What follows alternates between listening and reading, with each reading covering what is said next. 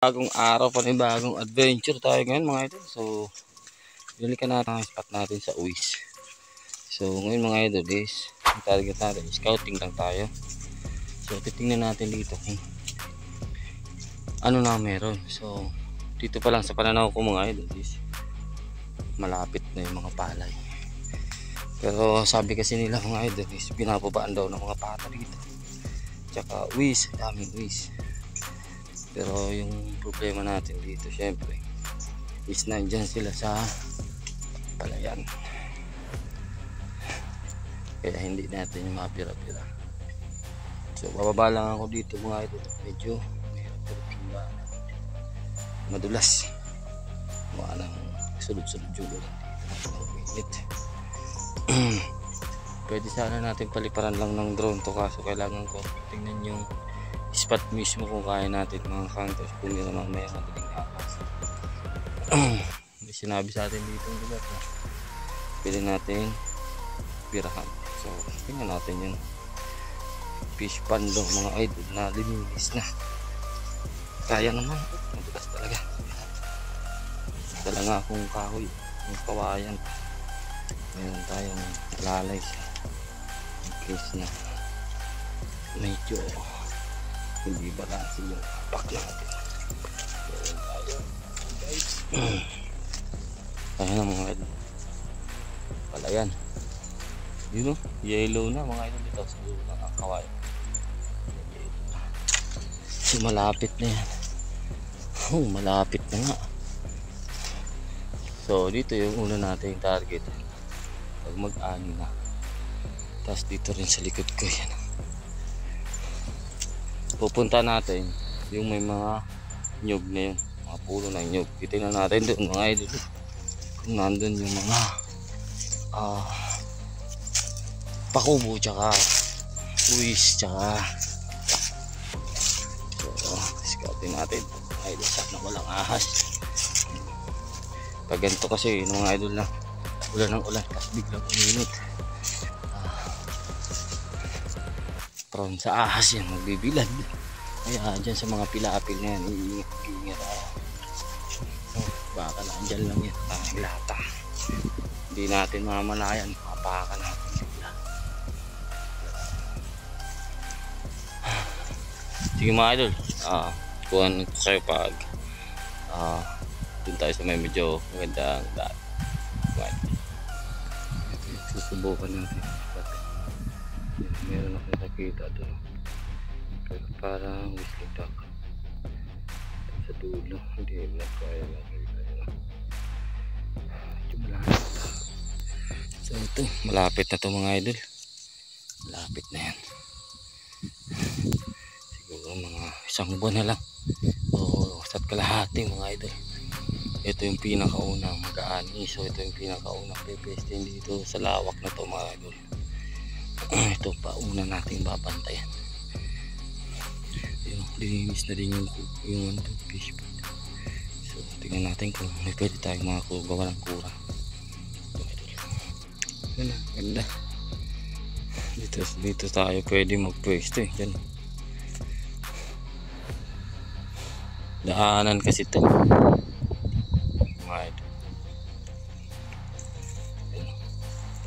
Daming pakubo dyan. Subukan natin dun sa dulo. Tayo natin kung kaya natin lakarin ito.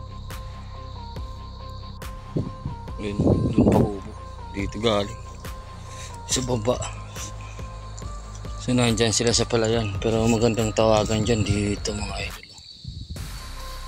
Ganda dyan, may kaunting tubig, kitang kita yan, kaso mahirap magkura dito. Dito ang pinakamagandang kura ito. Yan o, kita yun, pwede lagay natin dun yung dito. Tapos dito naman yung mga pakubo. Pag nag-ani na to mga idol, pwede tayo dito gumawa. Hindi tayo pagagalitan ng may-ari. Dun sa dulo pwede din. Color dog. Tingnan natin dun kung ano makikita natin dun sa dulo. Pero ito yung pinakamagandang spot Tapos nandun naman yung mga pulong nyug para gawin natin dito tulak. Just in case na pwede tayo makapunta tayo dito. Tapos doon natin yung speaker natin sa gitna. So kaya doon mga idol, para medyo malayo yung baba ng pakubo. Tingnan natin. Tara. So yan, doon tayo mga idol gagawa ng pakubo.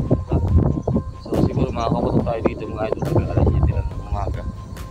So siguro magdadala din tayo ng ilang decoys. Meron naman dito.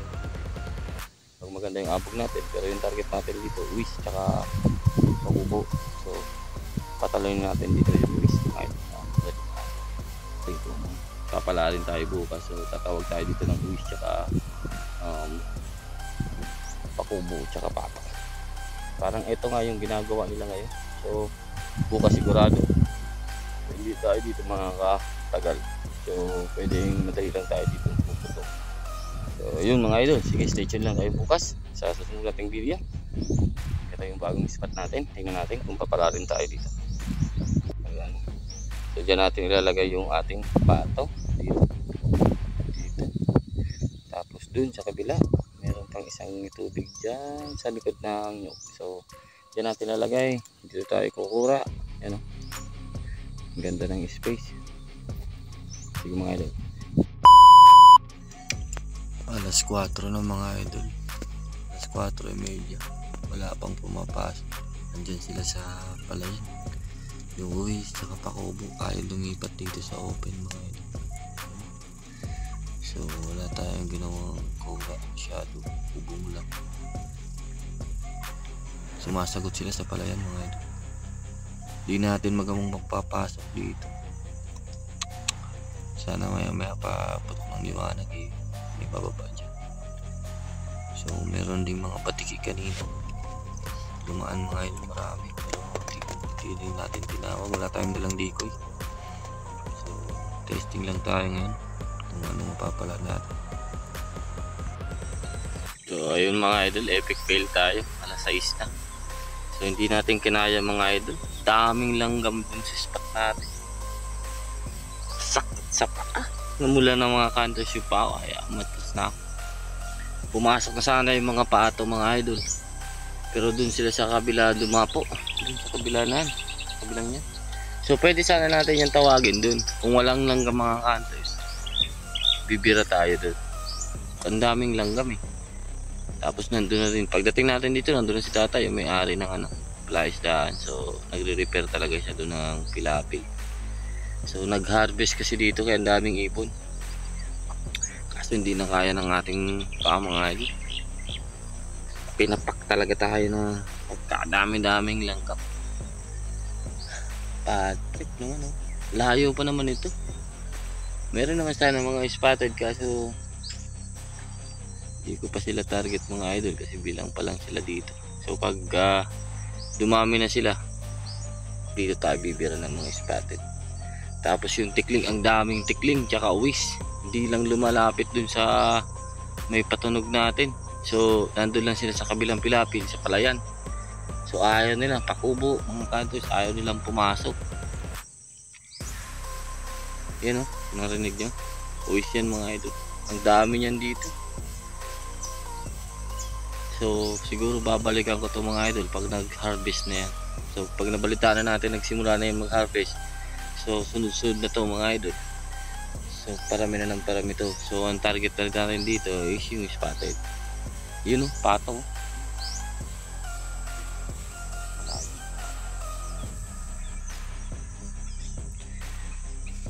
Kanina pumasok sa ating pato dun, siguro mga 7 ang dumaan, tapos umikot. Hindi ko na kaya talaga, hindi ko na inantay mga idol na bumaba. Tumayo na ako mga idol. Pag tayo natin, malapit na sana sila, mababa na yung lipad, mababa na sa puno ng nyug. So tingin ko kung may decoy tayong dala, pwede. Tapos kung walang langgam, baka nabigyan tayo kahit sa ganong oras lang. So marami pa yan, papasok pa yan mga idol hanggang alas 9. Papasok pa yung mga pato dito kasi dito nag-harvest. So dyan mga idol, yung ang tubig niyan dun sa likod mga idol is marami na yung maliliit na isda. Kasi manginginain yan dun sa, anong tawag nito, yung pagbaba ng tubig. So magsasalubong yung mga maliliit na isda at saka malalaki. So pwedeng pumasok na din yung mga pato doon. Maganda sana doon mag-spot mga idol, kaso hanggang baywang yung putik doon. Kaya hindi natin yan napapasok. So ginagawa natin, tinatawag natin sila dito. Yung ginagawa nila dito ng perwisyo mga idol is hindi naman sa fish pond, kundi dito sa palayan mga idol. So dito sila tumitira sa mga palay. So nasisira nila yung mga palay. Sa dinaanan natin kanina is marami tayong nakitang mga awang ng palay. So parang mga panot na mga idol. Pag tinignan mo ganyan, parang maganda pa. Maganda yung tubo ng palay. Pero pag nandun ka na sa pilapil mga idol, makikita mo na yung mga awang na ano, yung mga palay mga idol. So siguro hanggang dito lang tayo. So maraming salamat pa rin. Sensya na, okay lang. Lagi na lang tayong kulelat. Ganda ng spot. Ganda sana ng ano, ayaw naman lumapit. Pinapak pa tayo ng langgam, maga na yung pako mga idol. Uwi na ako at gagamutin natin to bago magkasugat-sugat.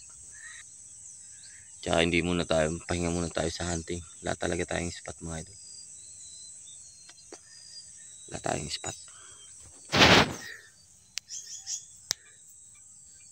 So ayun mga idol, maraming salamat sa inyo panonood. Hanggang dito lang tayo. Take care. God bless. Peace out. Kulelat.